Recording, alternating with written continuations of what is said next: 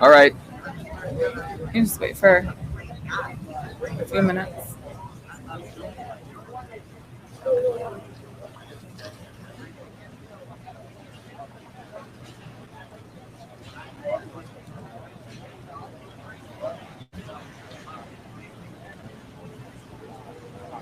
Well, I got a good audience here, don't we? Yeah. Well, lunchtime's a great time. It's lunchtime. It's perfect. Tell people we're starting in a minute. Good afternoon. We'll be starting in a minute.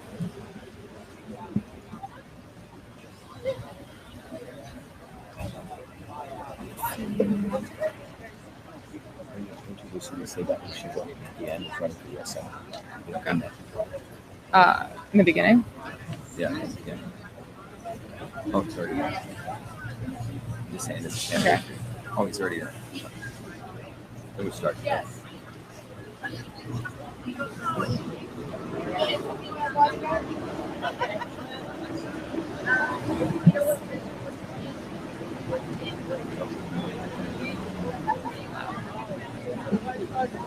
I go like. Good afternoon. My name is Jennifer Bennett. Welcome to the Fauci-Shiva debate. I will be the moderator for today. We are at the heart of biotech technology. We are at ground zero.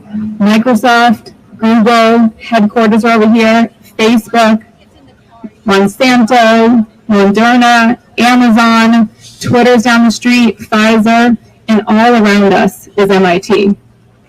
We are at an important crossroads in history where there appears to be confusion on many issues, particularly related to health and well-being, most recently being highlighted with the onset of the coronavirus. It is becoming hard for us citizens to know what is truth and who to believe.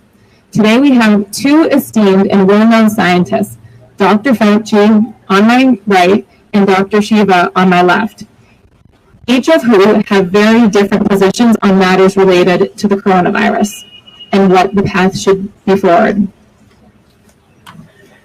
Today we have a stand-in for Dr. Fauci, as he was away on a photo shoot in Hollywood. However, we have a very qualified stand-in who was implanted with a brain chip with a 5G transmitters and will speak verbatim of Dr. Fauci's words. But he's the same height, same age, and of an Italian origin. So Dr. Anthony Fauci is an American physician, an immunologist, and he earned his undergraduate at the College of Holy Cross and then received his medical degree from Cornell University. He is the director of the National Institute of Allergy and Infectious Disease at the U.S. National Institutes of Health, focused on infectious and immune-medicated diseases. He has been in Washington for over 40 years, since 1981, a key advisor to 6 presidents since Ronald Reagan on global AIDS issues and initiatives public health against emerging infectious disease threats, including Ebola, Zika, and most recently the coronavirus disease, 2019. He was one of the principal architects of the President's Emergency Plan for AIDS Relief. Dr. Fauci is a member of the U.S. National Academy of Sciences and the U.S. National Academy of Medicine. He is the recipient of numerous prestigious awards for his scientific and global health accomplishments, including the Presidential Medal of Freedom. He has published and been cited in major peer-reviewed journals. Dr. Fauci. Thank you. Thank you. Dr. Shiva Ayyadurai is a systems scientist and engineer. He started his career at MIT in 1981, where he earned 4 degrees from MIT, right over there, including his PhD from the MIT Department of Biological Engineering. Before coming to MIT, starting in 1978, at the age of 14, his scientific career began when he appointed a research fellow at Rutgers Medical School, where he created the first email system and began research on the dynamics of childhood diseases, SIDS, sudden infant death syndrome.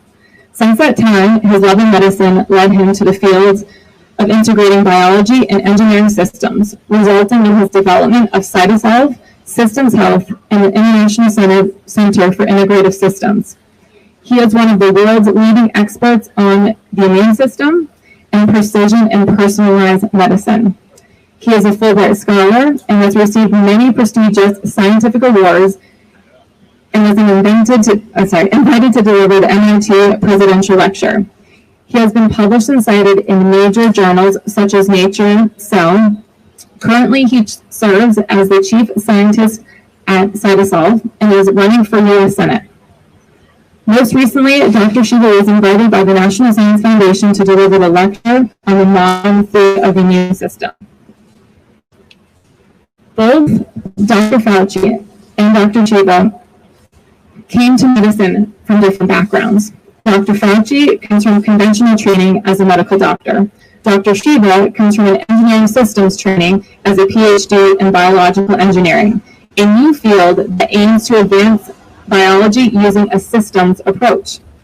The purpose of this debate between Dr. Fraudci and Dr. Shiva is for all of us to get their differing viewpoints so that we can clarify on the following 5 most relevant and important topics related to coronavirus: vaccines, masks, hydrochloroquine, economic lockdown, and school closing. The format of the debate will be the following. For each of the 5 topics, Dr. Fraudci and Dr. Shiva will have some time to present their position. I will then have the opportunity to follow up with a topic so they can respond to the rebuttal. We expect this to be about 45 minutes to 60 minutes with no break. Dr. Fraudci and Dr. Shiva, do you both agree to this format? Yeah, I do. Yeah, okay, yeah. Awesome. Let's begin with our first topic, vaccines. Dr. Fraudci has been a big proponent of vaccines as being the savior for coronavirus. In fact, I believe you facilitated the funding of Moderna right here in front of us in Kendall Square. On the other hand, Dr. Fraudci believes in boosting the immune system. Dr. Shiva believes in boosting the immune system. He doesn't. He doesn't want to boost it. We in the public find this difference very interesting. So, Dr. Fraudci, why are you a big proponent of vaccines? Well, vaccines are among the very short list of beneficial health interventions in history. If you look at everything from the number of lives that have been saved over the decades and decades since we began vaccinating people. Vaccines are highly effective and very safe. When you look at the risk-benefit ratio of the disease versus the very, very, very small risk of any adverse event that you would have with a vaccine. Relative to the coronavirus vaccine, I'm cautiously optimistic that with the multiple candidates that we have with different platforms, we're going to have a vaccine that shows a degree of efficacy that would make it deployable. The reason I think so is that one makes a pretty good immune response against the coronavirus. Even though the deaths are profound for this outbreak, over 130,000 so far, the majority of people make an immune response which clears the virus. If the body is capable of making an immune response to clear the virus and natural infection, that's a pretty good proof of concept to say that you're going to make an immune response to a vaccine. However, there's never a guarantee, ever, that you're going to get an effective vaccine. I'm concerned a little bit about the durability of response that I'm about, whether you're going to get a protective response. Thank you, Dr. Fraudci. Dr. Shiva, I would like to know why you are a big promoter of immune boosting and not vaccines. Thank you, Dr. Fauci, for that detailed answer. Well, Dr. Fauci's information, unfortunately, and I don't, is old, and I'm not referring to his age. The information that he's basing the global use of vaccines for everyone basically dates back to a science which goes back to 1915. He won't admit that, but that's what it's about. It goes back to 1915, when we had a very simplistic model of the immune system composed of two boxes: the innate immune system, which is all the stuff that's in your ears, your eyes, your skin, all the stuff that viruses first interact with, which is called the innate immune system. And then another box called the adaptive immune system, which is the part of the immune system, which is, if the first part of the immune system is like the Marines that shoot everywhere, the adaptive immune system is like that basically take out the single person with what's called an antibody, or the single pathogen. And the idea of vaccines is that we're going to hit you with something inject you with something, and it's going to create antibodies subverting your innate immune system. So that's Mr. Fauci's basis or for that matter, the basis of all vaccine development. However, when I went back to MIT in 2003 and graduated in 2007, science has advanced. And today we know that the immune system is far more complicated. In fact, there's many other subsystems, the gut microbiome. All of us have about 60 trillion bacteria in our gut. We have about 380 trillion viruses. We're all walking germs. And he won't tell you that. And we also have only about 6 trillion cells. So what we learned about the immune system and the whole body since 2007 is that one size does not fit all. It's called systems biology. And you can talk to any professor right down the street. Unfortunately, they don't admit it, but that's what I learned. And so one size fits all medicine is what he's proposing, which means everyone gets a vaccine. And so, yeah, so his model is based on a model that one size fits all. The truth is that one size does not fit all. If you look at everyone out here, there's about a couple hundred people here, everyone needs different things. And his model means that all of us should listen to the government and we should all get vaccinated, force vaccinated. And based on that is where this trajectory of vaccinations is about. So I'm not pro-vax or anti-vax, to be clear. What I'm saying is that we need to move into what's called personalized and precision medicine, which means the right medicine for the right person at the right time. Now, hopefully, I hope we'll get into his background and we'll find out all the people that control him, from Bill Gates to Moderna and all these people, and they want to basically force vaccinate all of us. What is the alternative? As you asked, I believe in immune boosting. We got to boost the immune system. In Massachusetts, 98.2% of the people who died of coronavirus had pre-existing conditions. Okay, obesity, some type of pre-existing condition. The average age of someone who died in Massachusetts was 82.5. The life expectancy in Massachusetts is 80. Okay? So in my view, I don't think he cares about boosting the immune system. What he wants to do is to be the front man for vaccinations. And if we want to talk about public health, let's talk about boosting the immune system. Clean water, clean air, clean food, sunshine, hanging out with friends, you boost your immune system. This mask nonsense, I hope we get into it, does nothing to protect you. And fundamentally, we got to get vitamin D, vitamin A, vitamin C, and he's never spoken about that. So, but we got to boost the immune system, not global forced vaccinations. Thank you.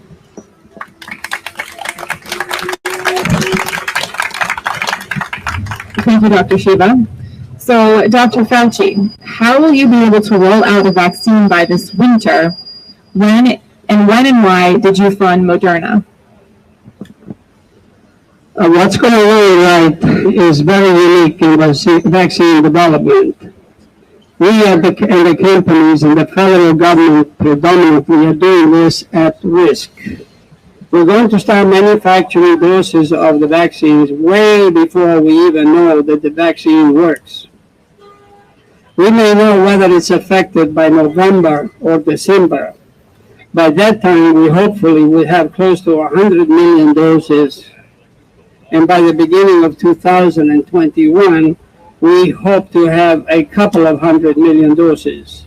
So it isn't as if we're going to have to wait a year to get up to millions and millions and millions of doses. That's going to be done as we are testing the vaccine. That's what at risk means. I'm not particularly concerned about the safety risk of a potential coronavirus vaccine by Moderna, despite the fact it uses new technology to fight the virus. It's a novel technology, and we are certainly aware of the fact that there is not as much experience with this type of platform as there are with other standards. This is the fastest we have ever gone from identification of a new virus and doing the sequence, getting the vaccine, and going into phase 3 trial for efficacy.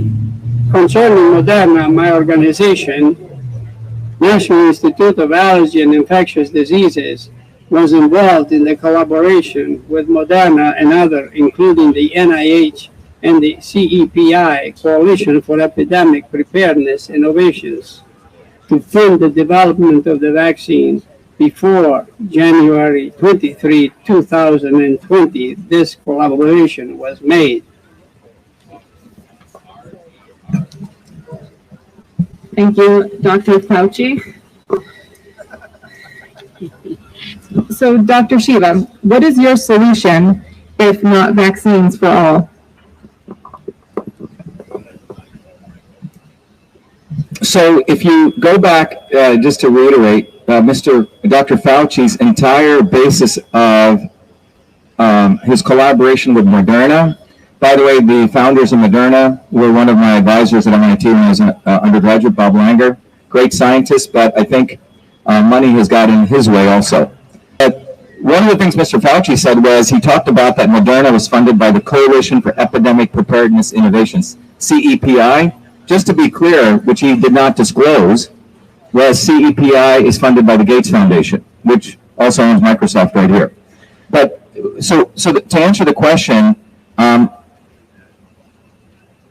the vaccines for all, if you really look at against science, modern science, it keeps telling us that one size does not fit all. One size does not fit all, which means each one of our bodies is unique.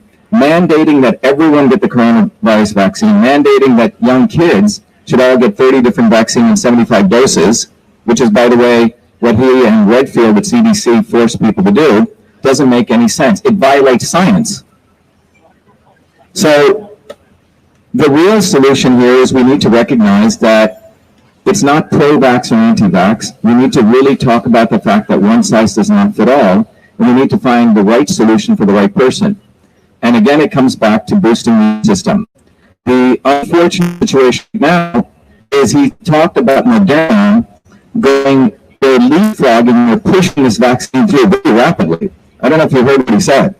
He said he doesn't care that this is one of the most unique times in history where they're moving through really fast. And just to your point, you said there's all these pharmaceutical companies here. To be very clear, if people are not aware of this, most pharmaceutical companies are going out of business. I don't know if you guys know this. These pharmaceutical companies are actually going out of business. Why? Because it takes them 13 to 15 years to create one drug, which is, by the way, a synthetic molecule. First of all, they test it in a test tube. That's why all these labs are here. Then they kill a bunch of animals, which even the FDA is saying is probably not needed. And then they do 3 phases of testing. Phase 1, small groups of humans.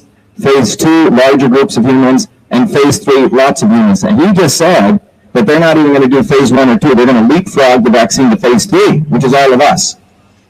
So pharmaceutical companies, it takes them 13 years to create a drug, a lot of regulations, and all of us here can sue them if they hurt us. However, vaccines, you cannot sue the vaccine manufacturer. Do you guys know that? You cannot sue the vaccine manufacturer. Why? Thank you to the Kennedys. Ted Kennedy wrote in a law, sponsored a bill in 1986, which helped people like Fauci and his partners. So if your child or you get hurt from the vaccine or you die, maximum liability is $250,000. You can't sue them in court. You have to go to a thing called a vaccine court, created by Ted Kennedy, to mandate a very flawed model of vaccine started by his other brother, John Kennedy, called the National Vaccination Act of 1962. So John Kennedy passed the National Vaccination Act, which created the CDC, where all of us could get vaccinated by guidelines, and then people were getting injured, Dr. Fauci, and they were getting injured. You didn't say that. Okay? The risk was sufficient. And after they were getting injured, instead of Ted Kennedy getting rid of his brother's act, created a Band-Aid. And then we also have his very foolish brother, Robert Kennedy, who lies to a lot of women and people saying he's fighting vaccines when he's actually totally pro-vaccines and he wants to make them quote-unquote safe. So my issue is we've got to, again, boost the immune system, and it's not one-size-fits-all medicine. Thank you. Thank you, Dr. Shiva. We have about 6,000 people watching a slide, and there's some sound challenges. So, is the sound still muffled? What you do is, can you move this? 1 second, we're going to do a quick sound. Can you move this in the front? 1 second, everyone. By the way, let me do a quick sound check. Can you guys hear us when I say this? Test 1, 2, 3. Test 1, 2, 3. How's this? Testing 1, 2, 3. Testing 1, 2, 3. Does this work? Okay. Yes. Okay. Now say something through your microphone, Jen. Test. No, it's disconnected. No. 1 second. We have 2 sound systems here, everyone, so please be patient. We have a sound system for everyone physically here and a sound system here. Is the sound better now? Nope. Okay, I'm going to switch to a different microphone. 1 second. 1 second. 1 second. I'm going to switch to a different microphone, which is going to be the...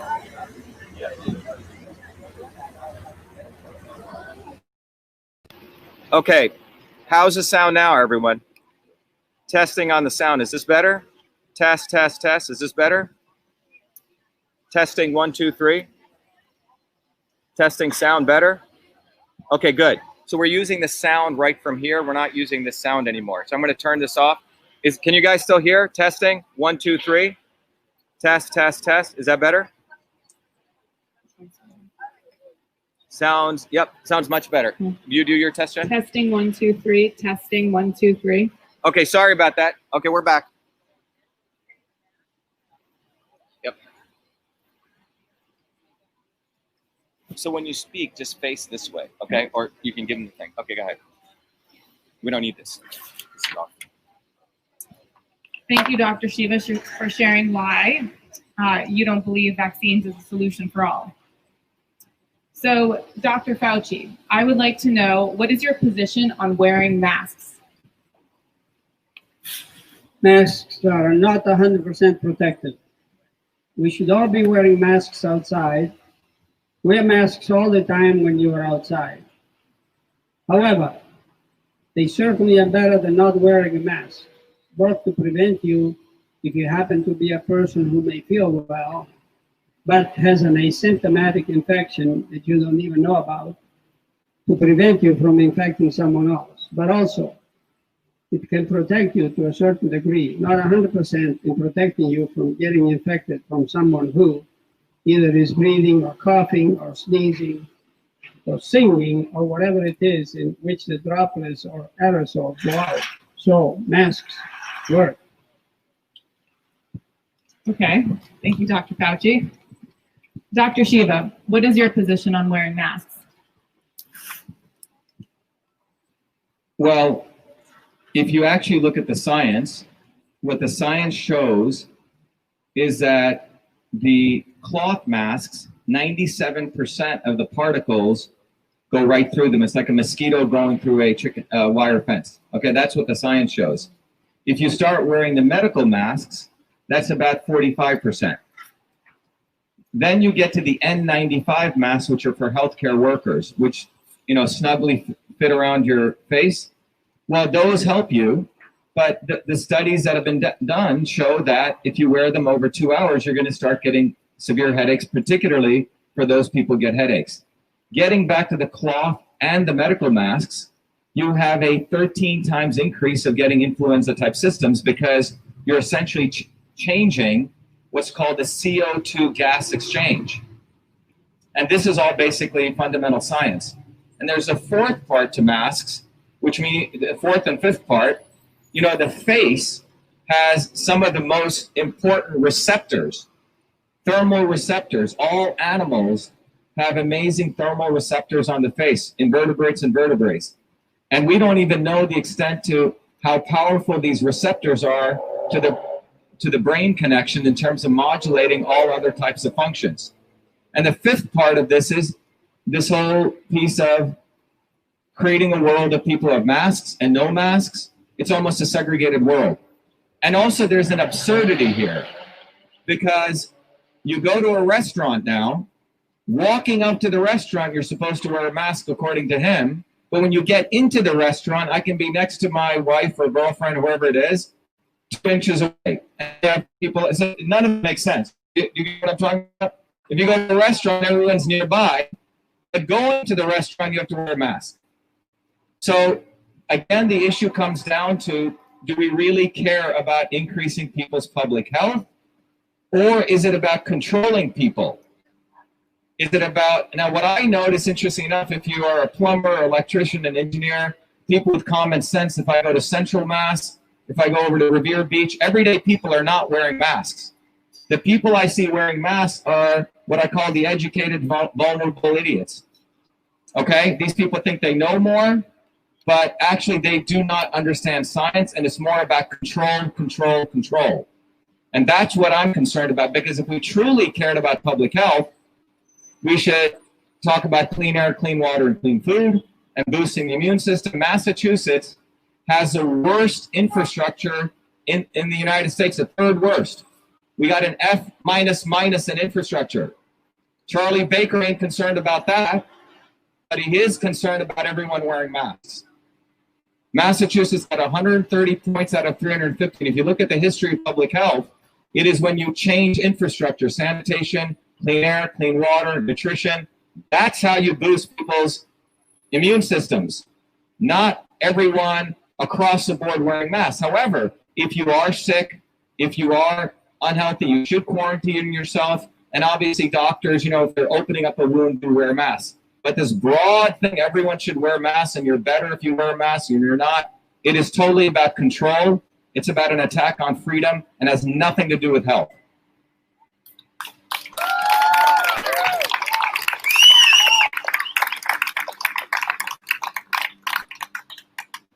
Thank you, Dr. Shiva.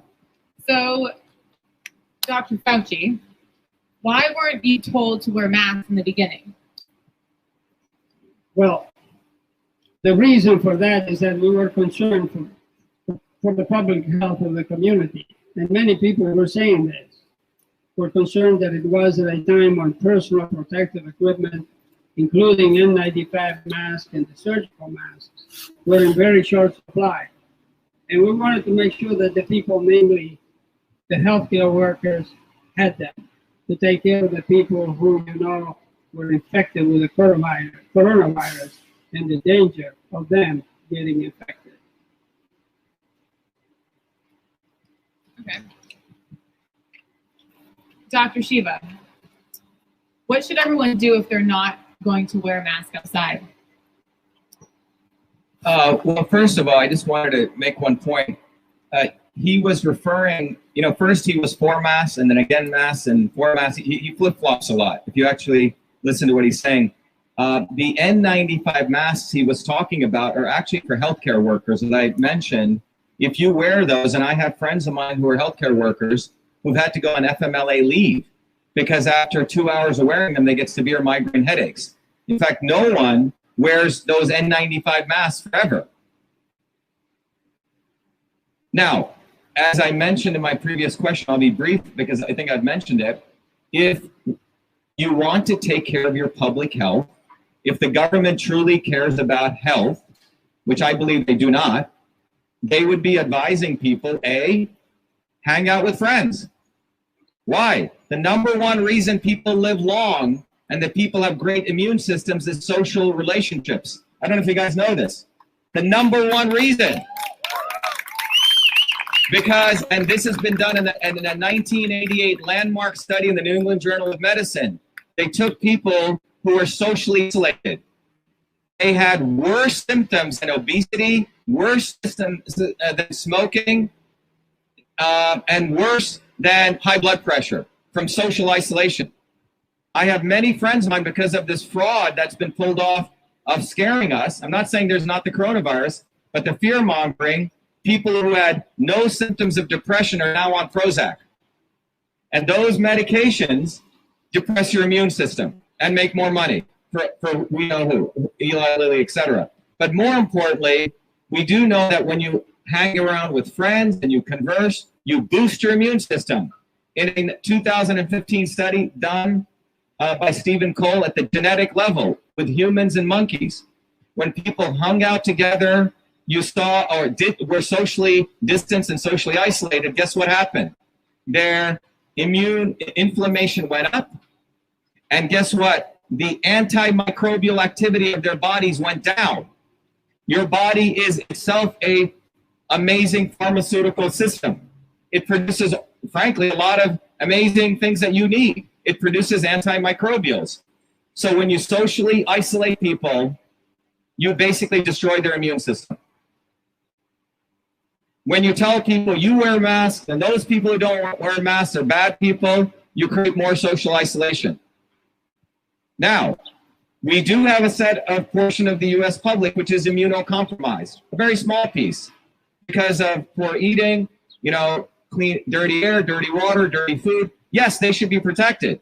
Yes, they should isolate themselves. Yes, they should take care of themselves, as I wrote to the letter of the president, which I can talk about later. But telling everyone to wear masks without educating them on boosting the immune system is criminal. So my view is we should start educating people on boosting the immune system. Well, what's unfortunate is my alma mater at MIT has gotten all involved in drugs and vaccines. And you see a lot of unhealthy MIT students. Look at them. They're not that healthy looking. I'm sorry. And they think you're smart if you look like a nerd and you're bent over and you walk horribly and you can't do anything. I'm sorry. That's what we've created, a culture of people who are unhealthy, advising us what's healthy for us. But the bottom line is forcing everyone to wear masks is criminal. It's against immune health.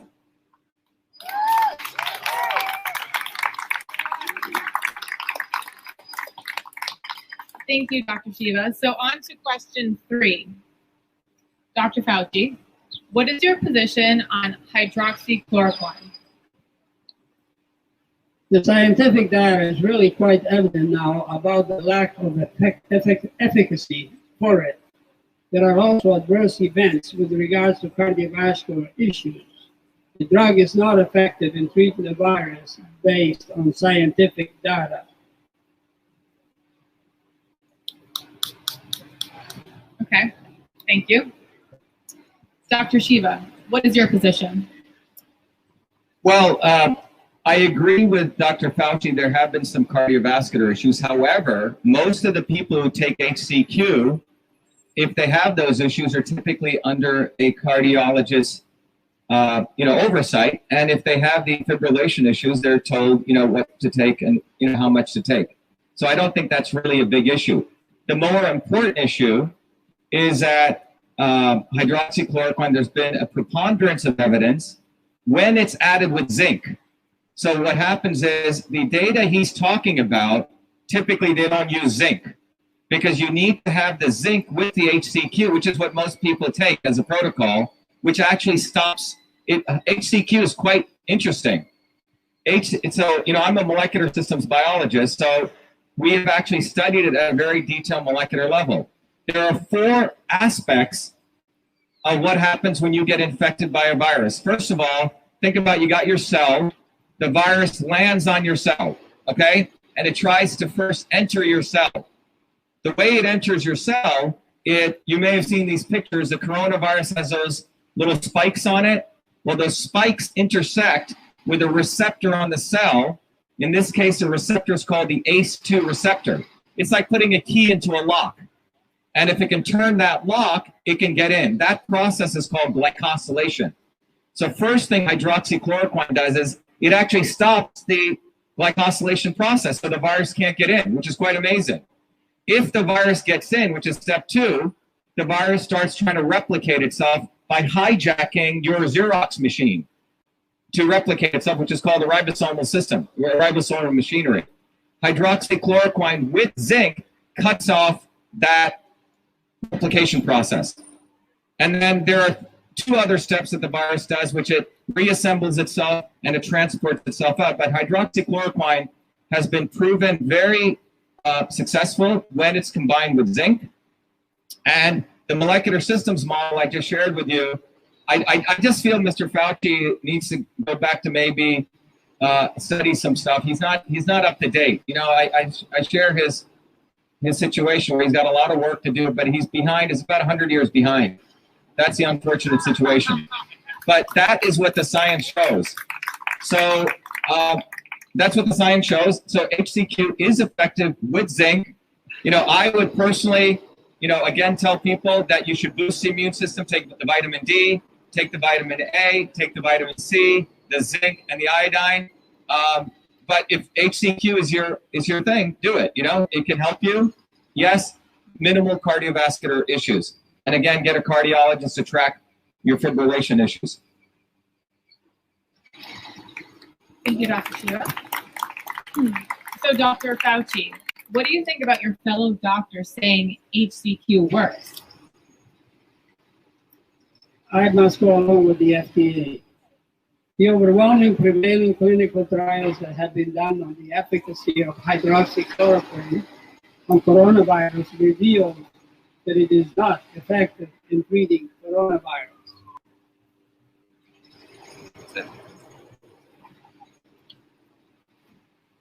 Dr. Shiva, what do you think about the doctors in HCQ? Well, first of all, I applaud these doctors who came out a few days ago and went public. I think we should give them a big hand of applause. It's what's unfortunately happened with the medical institution is that the doctors themselves have golden handcuffs, and they've been taught to throw away courage and to basically lose any sense of their own integrity that they had, most doctors, because again, of money. 99% of doctors are egomaniacs.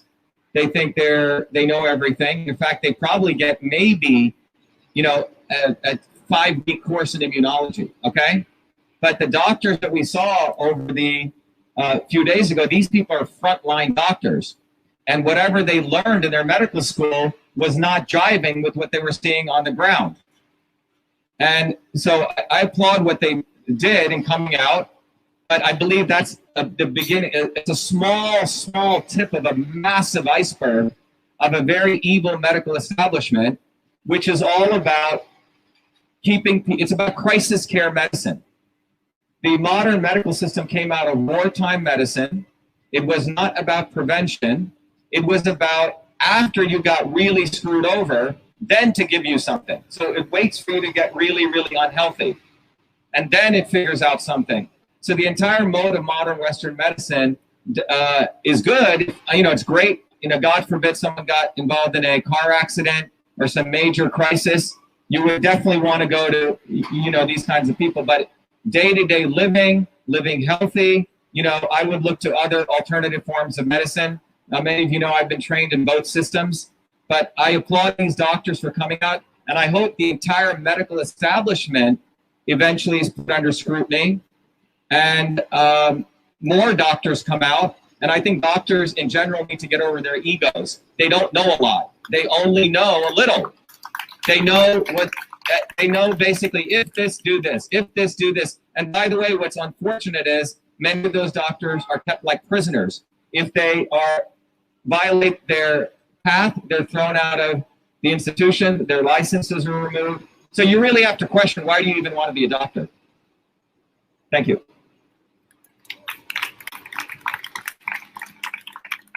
Thank you, Dr. Shiva. So we're going on to the fourth question now, which is on the lockdown. Dr. Fauci, what do you think is right? Why do you think it was right to lock down the entire economy? If you look at the data, now that papers have come out, the fact that we shut down when we did and the rest of a little bit has saved hundreds of millions of infections and millions of lives. There are those who say, you shut down, you did destructive things by disrupting the economy. And others say, well, if you save so many infections by shutting down, why didn't you shut down 2 weeks earlier? you could have saved many more lives. One of the problems we face in the United States is that there is a combination of an anti-science bias. People don't believe science, and they don't believe authority.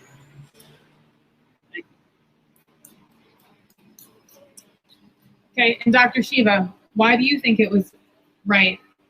Do you think it was right to lock down the entire economy? If you go back to the first principle I shared at the beginning of this thing about personalized medicine, one size does not fit all. On March 3rd of 2019, I did a tweet which went viral all over the world. I think probably 1 billion people it went viral to. And that tweet said something to the effect, you know, as an MIT PhD trained in biological engineering and who studies the immune system every day, I believe this coronavirus fear-mongering was designed to impose mandated medicines, right, suppress dissent, and essentially do a one-size-fit-all medicine. So what's happened, and basically lock down the entire economy. And everything I said appeared after that. And the reason I was able to share that was because of my training. Now, after I put out that tweet, I've shared this now, I got a call from one of the leading economists in the world who works very closely with the White House. And he called me discreetly. And he said, look, Shiva, I'm very concerned at what is going on. The president is letting health policy lead economic policy. And I said, do you know Fauci is a fraud? I said his entire basis is based on a 100-year-old version of science. And I said, you know, it's unfortunate no one is refuting him. And he advised me, he goes, Shiva, we as economists, this was in March, are so concerned. We believe this is going to create a grand depression. We don't know what to do with it. The president is asking us to make up economic policy to fill in the health policy that Mr. Fauci is leading. So if you remember, starting in mid-March is when I started doing a lot of videos to start educating people about the immune system, etc. On March 23rd, I wrote a letter to the president detailing out, before he locks down the entire economy, a very different approach. And that approach was a 4-part process. All the people who are obviously immunocompromised, severely ill, they should stay home. Everyone agree with that, right? This is grandma's advice, right? If you're sick, you stay at home. Keep them isolated. And for those people, I advise, boost them with 400,000 IUs of vitamin D, 2 days, vitamin A, and I gave a protocol. You can find it online. And then I said, the people who are critically ill in those ICUs about to die, please, for God's sake, put them on IV vitamin C. IV vitamin C. Fauci never told anyone to do that. We killed a lot of people. And in fact, if you read in Seattle, there was an emergency room doctor who was working. I'm sure he hurt his immune system. They put him on a ventilator. They said, you only have 2 days to live. Now, maybe because he was a doctor, they said, oh, let's try a novel therapy. They gave him some immunosuppressive drug plus that IV vitamin C, and in 24 hours, he recovered. Okay? So IV vitamin C, it works. Thousands of papers written on it, but he never told people to do that. And then I said to those people who are all of us, we should all be working. Take around 5,000 doses of vitamin D because in the winter we don't get enough. And if you're a person of color like me or anyone out there, we need more. That's why more African Americans were dying. Because we came from a world where we were out in the sun. So they need more vitamin D. And when I put that out, Twitter, YouTube took down my videos. But when Joe Rogan said it, it was fine, okay? And finally, 3 days ago, the CDC has literally repeated all my entire protocol, which is vitamin D, vitamin C, iodine, zinc, and vitamin A. But he never said that. We didn't have to lose 39 million jobs. We didn't have to shut down this entire economy. And by the way, the people who profited were 600 billionaires who increased their net worth in 2 months by $1.3 trillion. Most of the people around here, Facebook, Twitter, Google, Amazon. Meanwhile, 39 million Americans lost jobs because we allowed fake science to lead, not real science. We didn't have to do this lockdown. This will go down in history as one of the biggest fear-mongering hoaxes. And it's brought to you by Bill Gates. It's brought to you by the Clintons and the Kennedys. I'm sorry, the Kennedys are part of the not-so-obvious establishment as part of this. So we need to understand we live in a world now. Trump talked about fake news. I'm telling you there's something deeper than fake news. It's fake science. And it starts right over there. And it starts right there because it's pay to play, guys. You pay to play. Overnight, CO2 is a pollutant. Overnight, vaccines are the cure. Overnight, no one talks about vitamin D. But I've been hammering away at it, and because the CDC was embarrassed, they said, oh yeah, maybe vitamin D, vitamin C can help the immune system. This lockdown was bullshit.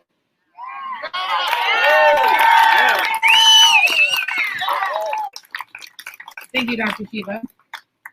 Dr. Fauci, I'd like to know what you think of immunity passports. An immunity passport, I think, would be an appropriate thing, possibly, if we knew how long the duration of the antibody protection was, and whether or not a certain titer does or does not protect. If someone is infected and they are antibody positive, there is not a lot of data to say how well protected they are against reinfection. Given the fact that coronaviruses in general have a durability of infection that is not measured in multiples of years, I think there's a lot of questions about the utility of immunity passports. I'm not ruling it out. There's a possibility that we'll be using them, but it's not a perfect solution. Okay, and Dr. Shiva, what do you think of immunity passports? Yes, as I tweeted out on March 3rd, I alluded to this. So the immunity passport is basically a wonderful way for pharmaceutical vaccine manufacturers to make sure that 7.2 billion people are a captive audience to their products. That means all of us will have to get vaccinated. And again, I'm not pro or anti-vax. I believe it should be a choice you should make between you, your healthcare provider, and what's right for you, okay? That's what science shows, okay? But the immunity passports is what this is fundamentally all about, which is basically making sure you will not allow to be go out of your state. Charlie Baker's already getting ready to do that. Quarantine, into a restaurant, whatever you want to do. Travel as we freely did without ultimately having a set of vaccines. Now, if you look at what Mr. Fauci, Dr. Fauci just said, he was quite nebulous about all of this. You notice that? Well, I don't think we need this. Maybe we do. So IBM, I believe, is located over there. IBM used to have a model of selling. This is a very powerful selling technique. Bill Gates knows it. All the pharmaceutical companies know it. It's called FUD, F-U-D. You ever heard of this? It means fear, uncertainty, and doubt. That was the IBM selling model. So an IBM salesperson would go to Big Blue and say, hey, look, are you going to buy from IBM or are you going to buy from the small guy? You know, when you call me, I'll always be there. You know, they created fear, uncertainty, and doubt. So everything he said is about creating fear, uncertainty, and doubt. Well, we don't know if you'll have it. We don't know how long the antibody will last. Everything is so nebulous that everyone's scared. Oh my God, I should get vaccinated. Oh my God, I don't want them next to me. That's what this is all about. Fear, uncertainty, and doubt. And when you create that and you layer it with fake science, you have a powerful weapon to manipulate masses of people. And that's what he's about. That's why they want an immunity passport.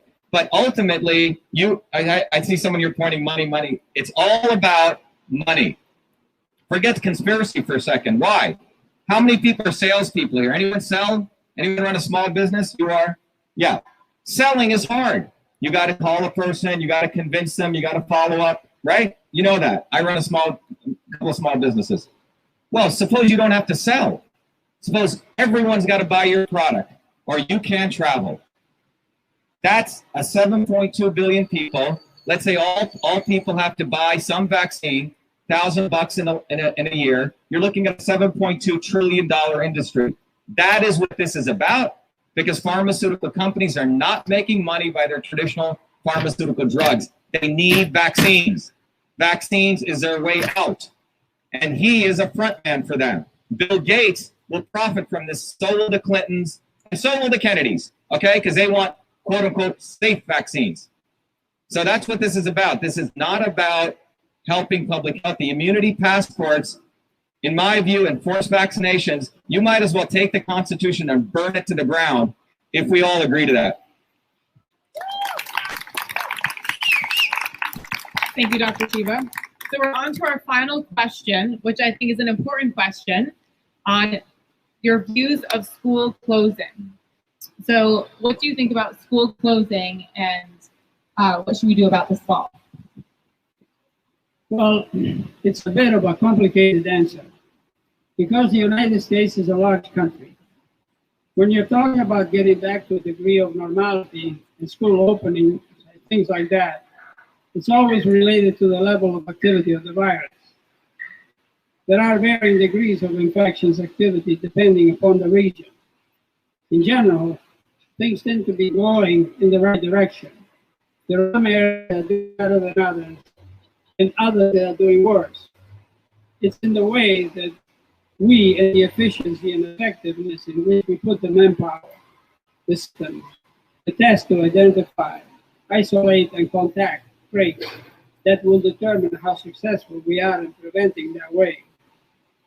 All the current evidence shows that we will continue to have undetected broad community spread of COVID-19 and will continue to do so for many months to come. We should at least make an attempt to open the school if this isn't spreading widely. Thank you, Dr. Fauci. Dr. Shiva, what is your view of school closings? Well, if you look at the actual data on the number of young children who've gotten this, it's near zero, okay?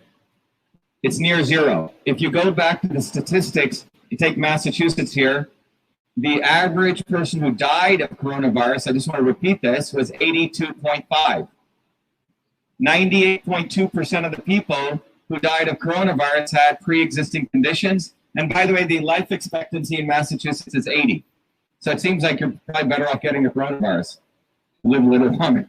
But the point is, young kids are not affected by this. They have strong immune systems. As you age, as you get older, a couple of things happen. Your thyroid weakens. And when your thyroid weakens, your body is not able to convert carotenoids, you know, all from all the green leafy vegetables, into vitamin A, which literally protects the cells from, you know, viruses coming in. This is against science. So, well, one thing people can do as they age is that's why it's important to get enough iodine. For example, the potassium iodine, which I wrote in the protocol to the president. But young kids have strong immune systems. And as nature shows, unless they have immunosuppressor pre-existing conditions, when we interact with others, your immune systems get stronger. And let me just say, this entire school closings nonsense is based on a very, very flawed and propaganda of what it means to be human. Let me explain what I mean by this. They use the words community immunity. He used the word spread. They use all these very nebulous terms. But if you look at being human, what is it to be human? We're all supposed to interact. I'm supposed to share my germs. We're supposed to be a clan, work together. Now, the model that this whole thing is about is to make us all so hyper-individualized. Stay away from me. I have to protect me. My mask. Stay 6 feet away. And they use the word community. You see how clever he is? They've created a propaganda which says, oh, we're protecting the community. No, it's about completely making people hyper-individualized. So today, 1 billion people, 10 years ago, 1 billion people did air travel. Today, 4 billion people do air travel. In 10 years, 9 billion people are supposed to travel. We're going to be spreading infections. So what does that mean? We're all supposed to live in a little bubble? Think about what this leads to. Immunity passports, people living in bubbles, people becoming machines, not humans. That's what this is about. These people want to have a beautiful world for themselves. His funders, like Bill Gates, they'll own thousands of acres of Africa. They'll be frolicking there in their nice, horses, etc. All of us will be in little bubbles, and others who don't comply will be taken out. That's what this is about. So when you talk about school closings, it's absurd. Kids are supposed to play, interact, have fun, boost their immune systems, right? That's how we get healthy. I mean, I played in all sorts of dirt growing up, okay?